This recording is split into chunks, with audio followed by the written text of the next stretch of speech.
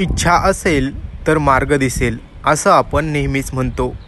जालन्यातील प्रकाश धानोरे यांच्याबाबत ही म्हण तंतोतंत खरी ठरते. व्यवसायाने शिक्षक असलेल्या धानोरे यांनी आवड म्हणून ॲपल बोरांची शेती सुरू केली आहे.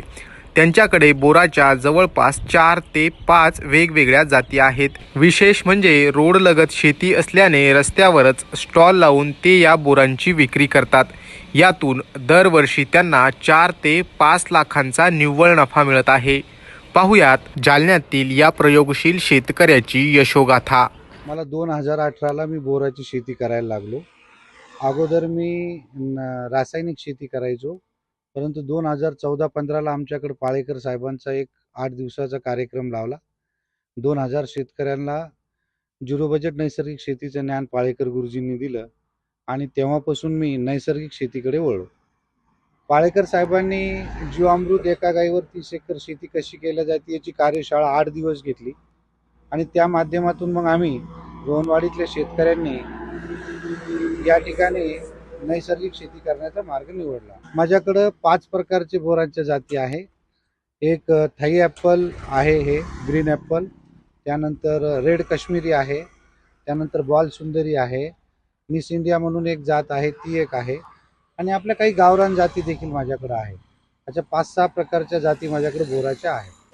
माझ्याकडं या थाई ॲपलचं आहे, माझ्याकडं 200 झाडं आहे. त्यानंतर रेड ॲपल जे आहे ते माझ्याकडं 200 आहे, बॉल सुंदरी 200 आहे, मिस इंडिया 200 आहे आणि काही गावरान व्हेरायटी आहे त्या देखील 200 आहे. असे 700-800 झाड माझ्याकडं बोरांचे आहे. आपण पिकवावं, आपण विकावं असा माझा हेतू आहे. कारण आपण जर मार्केटमध्ये नेलं तर आपल्या मालाची जेवढी आपल्याला पैसे पाहिजे तेवढे मिळत नाही आणि रोडवर शेती असल्यामुळे या रोडचा मला फायदा होतो आणि रोडवरच ही सगळे माल विकला जातो. हा जो रेड ॲपल आहे हा रोडवर 100 रुपये किलो विकला जातो.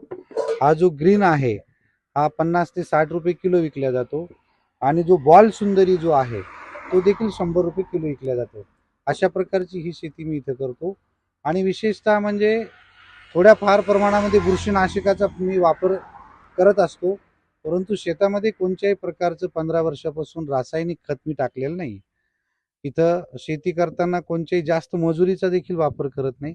फक्त अमावस्या पौर्णिमेला बुरशीनाशक, जीवामृत, दशपर्णी, नीमर्क, नीमतेल या सर्व नैसर्गिक औषधांचा मी उपयोग करत असतो. सर, ही जी ग्रीन ॲपल जी आहे ती माझ्याकडं 10x14 आहे. रेड ॲपल जी आहे ती 10x10 आहे. बॉल सुंदरी 10x10 आहे आणि मिस इंडिया देखील 10x10 आहे. अशा प्रकारची माझी शेती आहे. या बोरा व्यतिरिक्त देखील माझ्याकडं 100 झाड जांभळीचं आहे. त्याच्यानंतर माझ्याकडं 450 झाड सीताफळाचं आहे. त्यानंतर 100 झाड माझ्याकडं चिकू आहे आणि काही केसर आंबा देखील माझ्याकडं आहे. अशा प्रकारची मी ही शेती करत आहे आणि पूर्ण आजूबाजूला पूर्ण झाडांचं कंपाऊंड वॉल केलेलं आहे. हवेची गती आणि हवा रोखण्यासाठी व त्याप्रमाणे हवा जर थांबली तर आतमध्ये हवा लवकर लागत नाही, त्या पानावर खेळती हवा राहते. अशा प्रकारे नैसर्गिक शेती मी करतो आणि त्याच्यातून मला कमीत कमी 5 ते 6 लाख रुपये उत्पादन होते. आसमानी आणि सुलतानी संकटांनी शेतकरी नेहमीच अडचणीत असतात. प्रचंड मेहनत घेऊन पीक जोमात आलंही तर त्याला बाजारभाव मिळत नाही. या गोष्टी टाळायच्या असतील तर शेतकऱ्यांनी शेतामध्ये वेगवेगळे प्रयोग करणं तसेच पारंपरिक पिकांना फाटा देऊन नवनवीन पिके आपल्या शेतामध्ये घेणं अत्यंत गरजेचं आहे. बाजारातील मागणी लक्षात घेऊन शेतपिकांचं नियोजन केलं तर शेती नक्कीच फायदेशीर ठरू शकते. हेच प्रकाश धानोरे यांनी सिद्ध करून दाखवलंय. प्रकाश धानोरे यांनी केलेल्या ॲपल बोरांच्या या शेतीकडे पाहून अनेक शेतकरी प्रेरित होतील व आपल्या शेतामध्ये नवनवीन आधुनिक प्रयोग करतील एवढं मात्र निश्चित. Narayan Kale, news 18 local, Jalna.